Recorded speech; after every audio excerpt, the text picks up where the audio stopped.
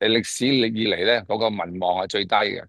如果而係，家大選咧即刻輸嘅，咁變咗嗯，佢哋咪要喺政策上面咧 aggressive 啲咯。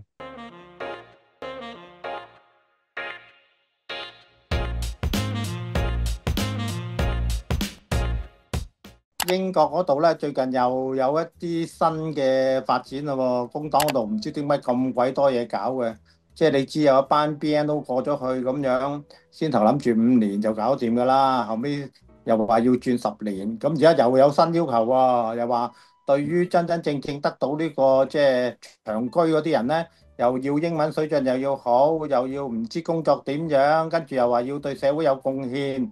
哇！搞乜鬼啊？你喺嗰邊聽到啲咩嘢咧？誒，首先咧，我哋其實你記得啦，我哋之前都講過啦，話嗰個5+1咧會改變咧，我係覺得唔會改變嘅。唔會改嗯，變咧，主要有幾個理由嘅。先咧就係因為嗰個情緒啊，呢個移民情緒，成個歐洲唯一一個共同嘅咧就係對非法移民啦，對新移民咧最主要就係非法移民。而非法移民裏邊咧有啲族裔咧，佢哋可能個文化背景咧係有差異啊。咁同埋嗰個難民咧，尤其是嗰啲點講啊，一上岸報道啊，政治難民啊，即係直情係坐住架艇啊，自出自入嗰啲咧，令到英國人啊，尤其是嗰啲保守啲嘅英國人咧，就覺得好受威脅。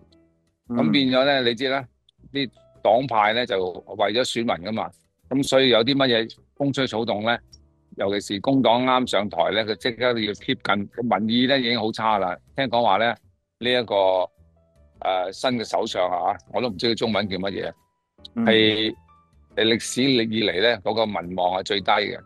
如果而係，家大選咧即刻輸嘅，咁變嗯，咗佢哋咪要喺政策上面咧 aggressive 啲咯。但係呢一個叫5+1咧，第一佢已經係嗱先要搞清楚咧，有啲話5+1啦、10+1啦，先搞清楚咧。香港人咧，佢揸住個 BNO 護照咧，嗰個係屬於英聯邦嘅居民、英聯邦嘅市民或者叫英聯邦嘅居民。有啲咩唔同咧？同嗰啲所謂永居啊，嗰嗯，啲叫做大家都驚啊嘛。啊，永居之後咧，又話要有啲又路話要咁啊，有甚至冇話10+1啦咁。嗱，永居咧又同嗰啲嗱，即係話 BNO 嘅申請咗 BNO 5+1嘅人咧，有咩唔同咧？你嚟到英國咧就已經有選舉權噶啦。咩個選舉嗯，權啊？唔係地方選舉權，係全國選舉權。全國你由乜都好啦，市長啊，又或者其實總之全國性選舉，原本係只係俾嗰啲叫做英國公民可以有選舉權嘅，其實香港人都享有嘅。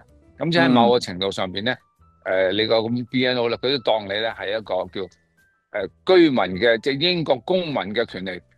只不過咧，佢要你一段時間住咗夠耐之後咧，先至俾一個叫做citizenship 你。但係咧，某啲權利咧已經係等同享有咗噶啦。但係即係永居嗰啲咧係唔可以全國選嘅。呢一個分別咧，你覺得佢好細，但係變咗。